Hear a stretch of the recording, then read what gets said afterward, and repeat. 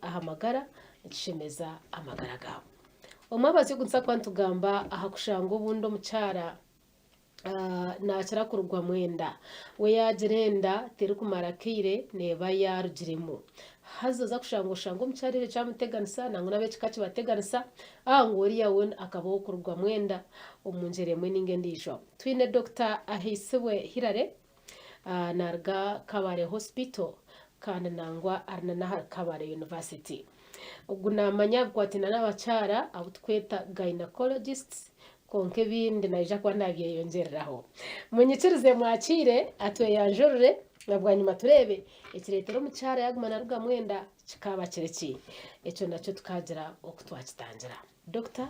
twakwakira we bari mu tebekanisa wa program and Dr. Ahisibwe Hirare kandi ko wayanjire ninkora mu irwariro rya Kabare Hospital kandi ninshomesa n'abari kwego bwa Dr. omu Kabare University School of Medicine. Yes. Ndio mushaho omushongeza abakyara ningashi obstetrician and gynecologist.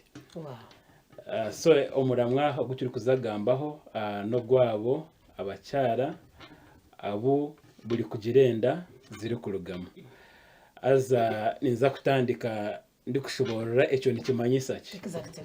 Ningashi recurrent miscarriages, recurrent pregnancy losses nikimanyisa ki. Now hariho enshoborera nyingi aha definition ningashi ekiri kumanyisa aba Europe Royal College of Obstetricians and Gynecologists na European groups zone nyingi ziri kushobora ebyo bushaho zo nikishobora nka omuntu kushangwa omukazi na rugwa menda zirengire 3. Okay. Konka America na muno American Society of Reproductive Medicine ne bashobora omuntu kushanga omukazi na rugwa menda 2 kugaruka higuru. Now omunsi yona kanangwa no mu settings ziteza ziturimu mu Uganda mu Nkole na Kigezi nitumangwa abantu bari kurugamenda ne baba hali buri bantigana buri bakazigana 5 abari kugirenda niza kurugamu emwe ningi 2 nangwa no kurengamu kandi nangwa no mukuragura in our practice nitubugana abo abarugiremenda zirengiri 10-12. So nekizibu kihango munonga kandi nko kuturarebe niza kugezaho kureba ibintu biri kukireta ikizibe cyo cyo wantinsa nahurira washangu cyaba cyango munongo umuntu kwikaha kuruga mwendi 12 n'ahandi so nyine tubigambirwe nanisha bangu turebe cyakubasa kwa nikireta ahubwo abantu bingi bari expectant uza kushangusha umuntu ariyo narabombuza ubuntu bobo wenyine konkata katunga ga clear picture yicyakubasa kubanki kireta aho muntu bajumangu no kujya abaturani biha mwenda so ntarga mwenda mwene bahumurize bagambe byakwasa kwambereta ikizibeki na twazagamba ebiri kureta ikizibe kinkiki nitubasa kukiclassify inganinga kushito mu miringo hari hejo eyo kugira ngo nitumanye ibintu biri kuyamenda omeza 3 go kubanza ninga meza 3 ga kabiri ninga meza 3 ga kashatu egitiyo myezi mwenda. Yes. Konka hari first trimester, second trimester na third trimester. Exactly. Yes. So hariho enshonge zimwe ezituri kushanga omu trimester zone ziri kubasa kuyamenda. So umwe ni ngezo kwanguhigwa kugira ngo kikite omubiri kurete bizibe byombi byo. Okay. Now hari habo abo nyinenda zine obuzubu ningashi nyinenda okashanga ine munko bulema arabine mu for example nk'ebizimba kazi yaine mebizimba za fibroids mwaho mwana kagiye no shanga ahenga mehe kizimba kiri kumanyisa omwana kwara like certain size endejo neza kurugama hari ebindi bizimba bari kweta polyps fibroids. So there are polyps nabyo nebizimba nibizo munda ya nyinenda nako shanga kali omumwanya ogwenda ikabene kuriramo. So kweri kwika a certain size nayo netewa kuba nerugama. Then hari abine enkojo umuri munda ya nyinenda enkojo ningashi adhesions.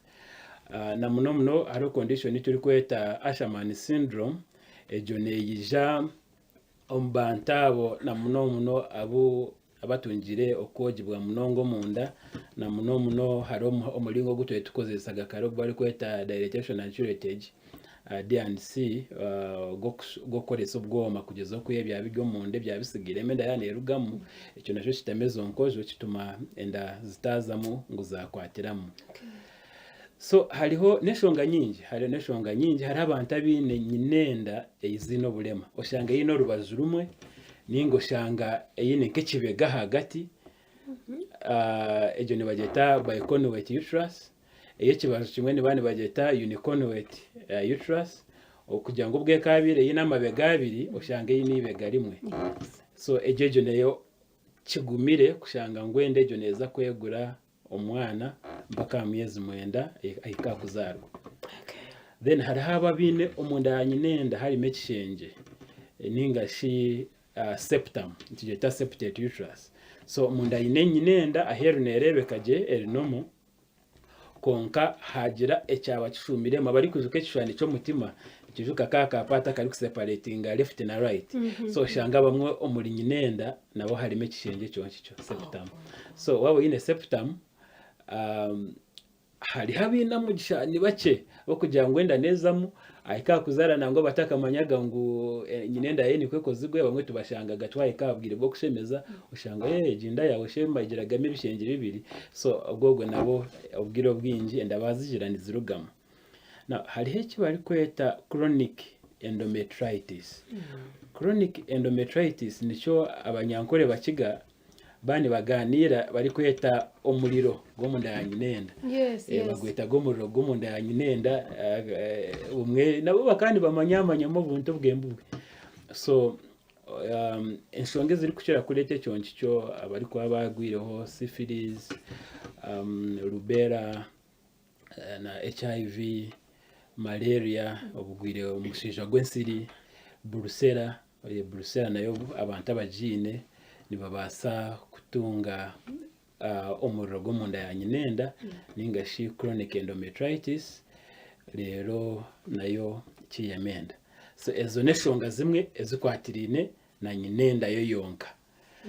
Now hariho abandi abakazi abino buzubu obwakarande asa nangwa ati bakazi bonka bumwe na contribution eri kuruga obo mushije akarande nitumanyisa kiningashi chromosomal abnormalities ningashi genetic abnormalities akoniko karande tikwe mu runyankore rukiga akona karande aza eshonge ejo ni yeri kukirayo okuyamenda omeza ashatu go kubanza omu enda nkaga ahaligana eziri kurugamo omyezi ashatu yo kubanza ekizibu kibaga kiga ashonge ejo ya genetics ningashi yakarande kushanga ngo either embibo ihurege mu kazi ningashi enkwaso yo mushija ebyabugana bikafatalizinga haba hineho ekino buzubu.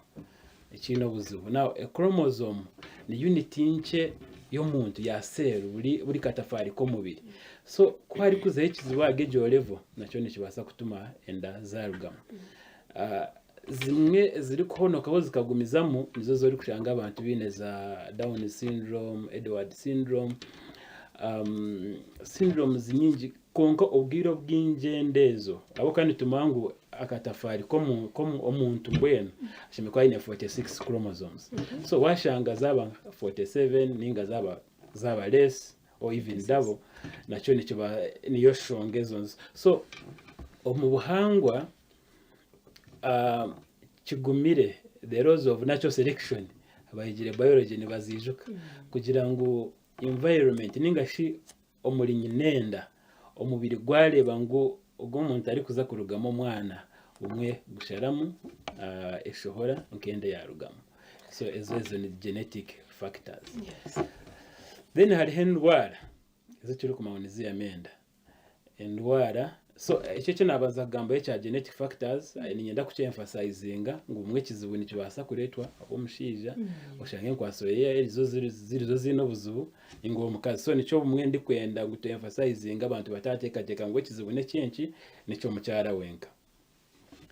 Now hari endwara eziryo ahantegeka mubiri ningashi hormones nizo zitintegeka mubiri mu runyankore yeah so ezezo nazo kuziri kugira okuza cyankarana nabo abacyara bombabo enda zirugama integeka mubiri nimanyisa ziha prolactin n'integeka mubiri ningashi hormone eri involved mu kora amashereka eri kora amashereka omukazi yagirenda akazana eri kora amashereka so prolactin so omukazi yanayonsa ejo hormone neza ahiguru konka hari habo tari konsa tayinenda konka ejo hormone ningashi ejo integeka mubiri ya prolactin eri ahiguru icyo kiri common munonga nikireba munonga so kweri kuzahiguru nikimanyisa abamwe tibaragirenda so that problem can cause infertility nikibaza kureta obugumba konka bamwe bagizirenda niziza kurugama ekyecho kirino buzare neki abanyankore bakiga bari kweta omubura wabura guhurireho so ekyecho nacyo nikiyamenda konka nikiragurirwa nituraba twakigambaho nikiragurirwa kita hari ezindi ntegeka mubiri nka thyroid stimulating hormone ninga thyroid abnormalities so it can either be nebasa kuzahiguru ninga nebasa kuzahansi abacyara abo kuchira kweta hormonal imbalance so hormonal yes kino buzale na hormonal imbalance ninshira ku emphasizing ningana n'abantu tomushaho yakugira ngo ine hormonal imbalance ashimire kugumiza maka kugambira ko moneta ku balancinga neya ko murwire abo ka hormones ni nyingi munonga so umuntu yakugira ngo ine hormonal imbalance ashimire ko anagambira hormone eta ku balancinga neya so na thyroid hormone problems so izo nazo either zaza higuru icyo bari kweta hyperthyroidism ninga zikaza hansi hypothyroidism ezezo nazo nizibasa kutuma abantu bagirenda zarugamo nangwa bamwe bagumigwa okugirenda then sukari diabetes nayo it's an endocrinological problem kandi settings zitekanyire nayo neyihamenda yaza ahiguru munonga abako bwiro bwinjo umuntu narwire sukari batari kushimanya eyo kuza kumango umuntu arwire sukari kibaga kikire hari so umuntu yaje gobo cyari kare nayo nabasa kugiragurira rero aterere ezindi ndwara nka pressure hari abakazabo abari kwa batwire bine pressure nango batakazina nenda ejejo nitumango neyihamenda ebare munywana witokernite program ekiri ebyamagara konka twaza kumuraho kace karinganire tugaruke na Dr. Hisibwe Hirare ayinze kutuganirira hambozeji yo kugira ngo umuntu roshangana arugwa mwenda ikitari cya butosha tukagira ubundo twayikinjiza katsomuka ho muraka nitugaruka ebyamagara mbikibo Kazire Health Products DFCU H2Colete. All year you've been waiting for some money. Bounce back, and life is no longer funny. School fees is a junior, ne rent a kaja, na kote kawela. Yo baloni small.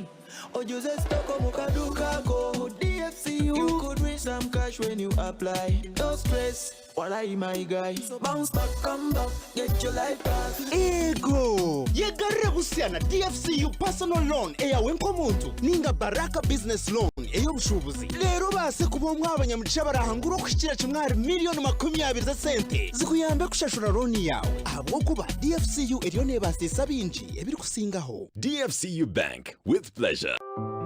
Ebyamagara mbikibo Kazire Health Products.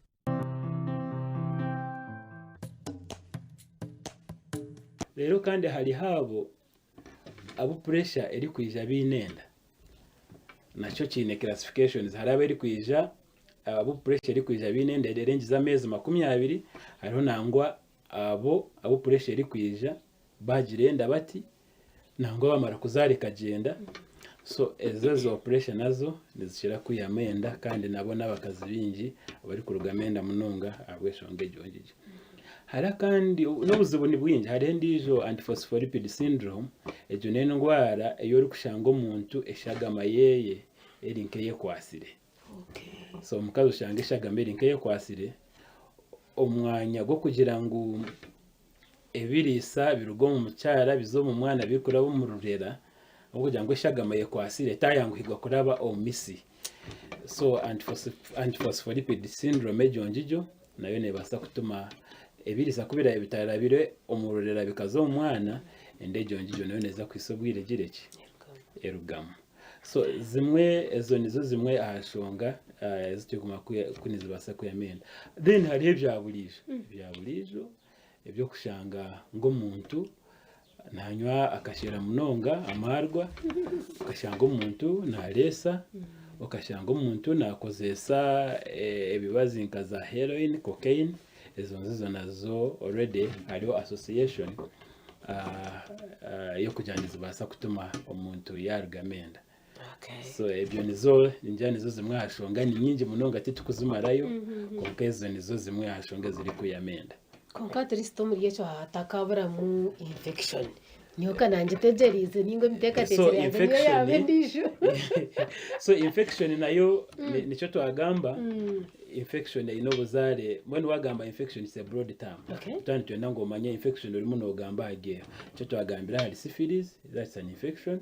Twagamba mushija gwensiri, malaria, hari ezindi ubundi bukoko nka cytomegalovirus, CMV, rubella, ezo nazo nituzimani zibasa ni infection ziri kuyamenda konka twareba ngo ezo ziri under a group ya organisms ningashi ya infections ningasho burwire oburi kurete twayeta chronic endometritis ningashi eki abanyankore bari kumangu n'umuriro umunda yanyenenda. So omwenimo infections ziri kwizira abo twaturi kugamba aha bizibu ebiri hari nyenenda hari ekiri common munonga ekintagambaho ekyo kushanga umunywa gwanyenenda gworoberire ningashi bw'ubuzigwe amani ningashi kibari kweta cervical incompetence. So umunywa gwanyenenda kuguru kumara kubugwa amani omuntu agirenda ekibaneye kura yaisa omumezi 3, 4, 5 agataho mpa 3 gaganda gamuheru ningasha agamuhera 3 ekyo nakyo kituma umwana yatandika kugira kiro yaremera yasindika umunywa gwanyenenda yashohora.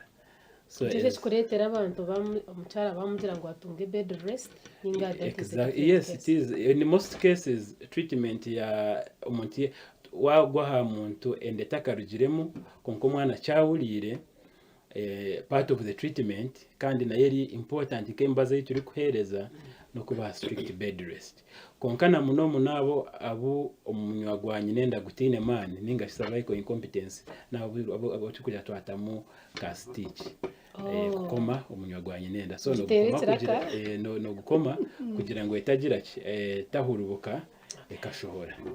hariho kesi zinigire kureba nk'ibiro z'ukuratine umuntu kugirenda ikasiyo mezi 3 then handi hacakiza nko basikani bakashanga ngo ikirumuti cyurire hazo kitahurire kigira ngo karindeho weeks nk'ibiri 3 hatakafuna spot then hasigarinde karugamo ekyo nicyo basa kuba kimwe ahabukwatirine na neki ninga that is a different case. Nacyo ni kimwe abo kuba ebizubu ebyo kurugwamenda kirime cyo kufenda kufero munda bikirikare ukarabumba abi tukugira ngo uburyo omwe nekane nebanza ya fero munda bamwe ebona kugira ki kuguma mingashe turi kweta missed abortion ningashi missed miscarriage abantu abinji wagambe kigambo abortion in medical terms ni cheta baso but in normal omumbea ncheta miscarriage. So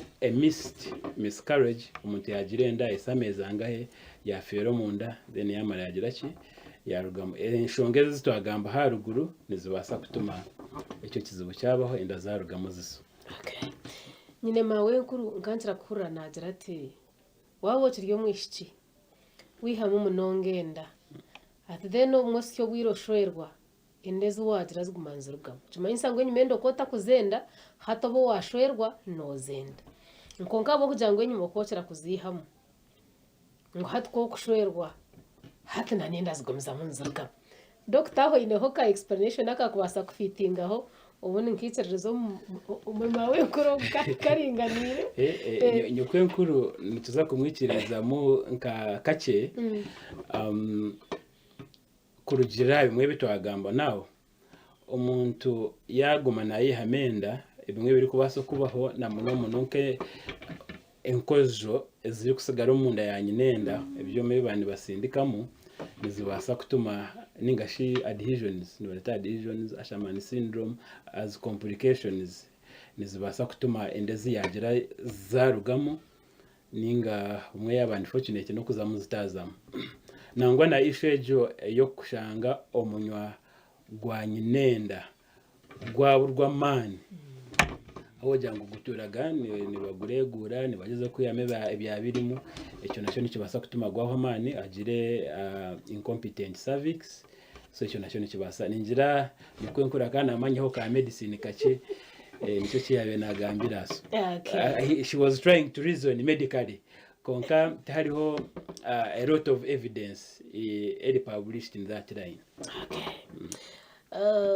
Icyo nkibasa kuretera omuntu ubundi yihamukunga abo kumenoza kushanga umuntu kwakuferwa nk'abantu bemunonga ngo yihamukunga.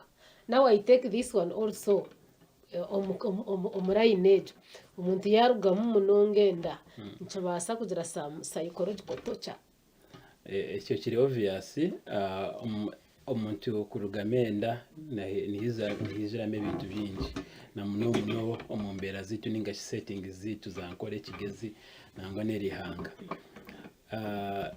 hariho grief waferwa umuntu yaferwa so nagira abugwo businge kugira ngo yaferwa umwana weye kiri kubahanda yo kubanza agira amasikato wende ndakwera teho naza kuje cyarugamo naye kirugamo ikaise yakashatu hatatandika kwehwa amasiko nawe nomanya nibajangwa amakaga gumire umwe byo kubiri kutandika kubaho ushanga bumwe mushija yatandika kutwazo kuyabona yatandika gambebe yabona amakago mukazi azanangwa amakaga aside ibira aho mukazi ari kuzarwa na banyina zara na bishe zara ushange jo pressure yazaho nango shanga nabakakugukeye abemyaka yogo mucyara bari kugira ngo honashiwe rero enyumbo zo makati zikabura hahompaho nango bamwe ko ari kugira n'indi jonda kazomwe gwara akakebera kajya ngo pregnancy yaba positive ati yawatandika no kuba anxious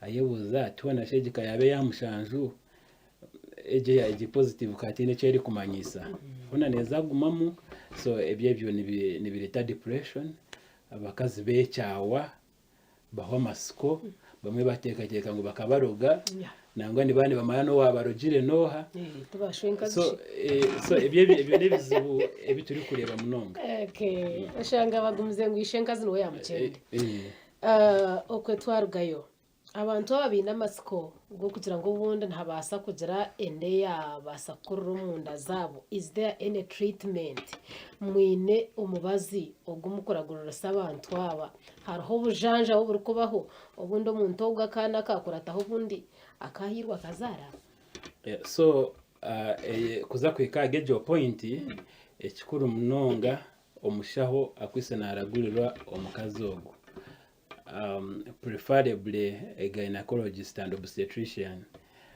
osomireho ninga ine interest umushongezo ezabari kurugamenda niwe akabyari appropriate kugira ngo yakebera abacyara bombabo kandi bamanye kizibu nikiya. So step yo kubanza no kumanya ekintu kiri kutuma umuntu yagirenda zikarugamo nenki. Rero wamara kwa identifying ekizibu nenki agebye bitwagambaho okakiragurira. So washanga ngo umukazi ayine bizimba nibyo byiyagamenda oshemeze bizimbo gireki obyiyemo. Washanga ziri polyps oziyamo.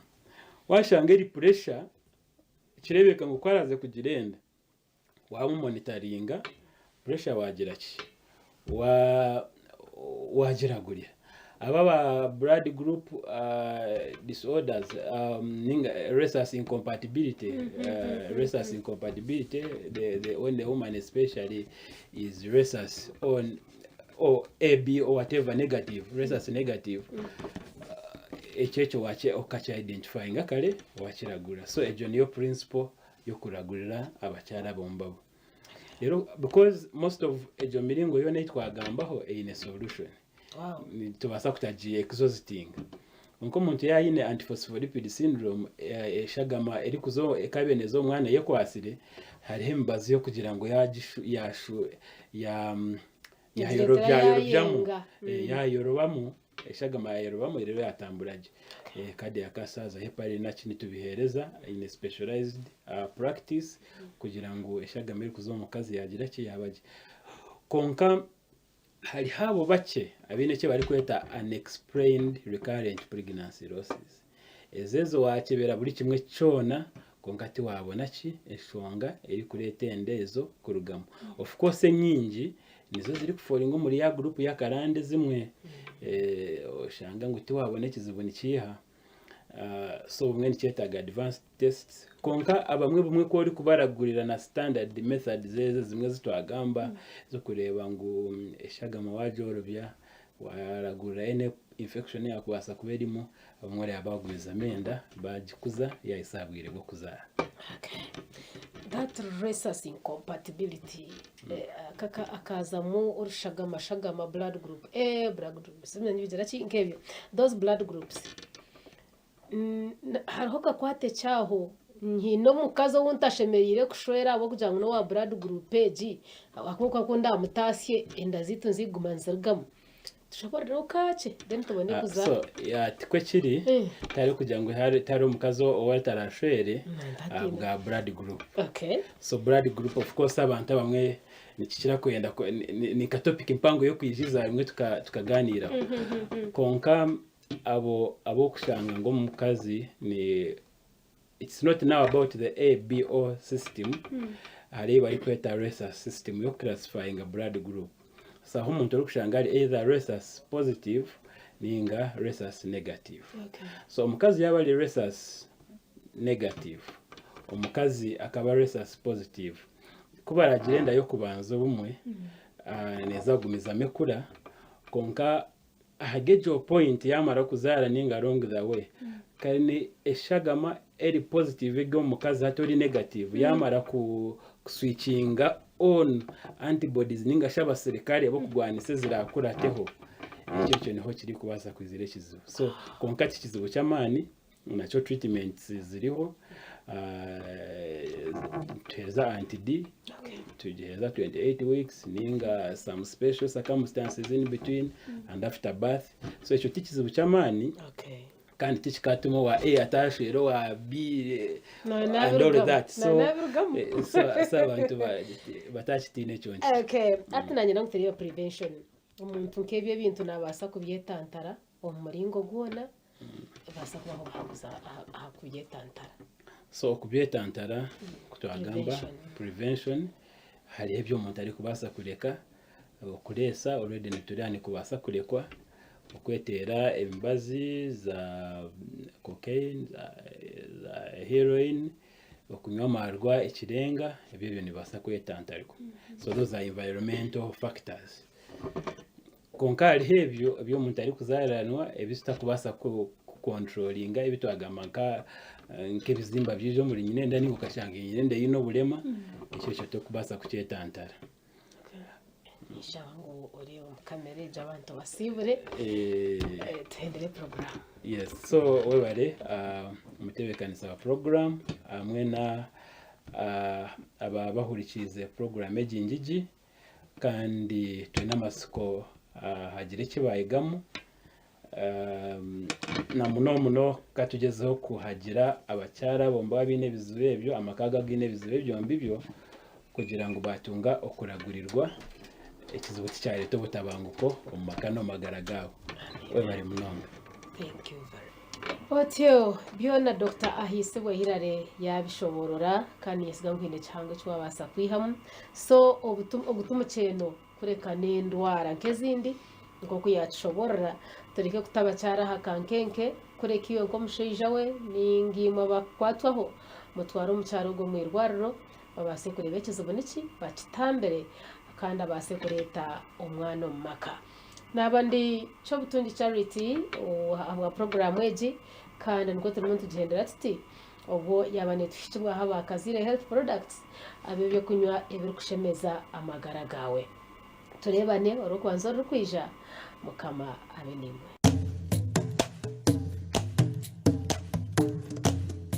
ebyamagara byambikishibwaho Kazire Health Products hamwe na obulamu.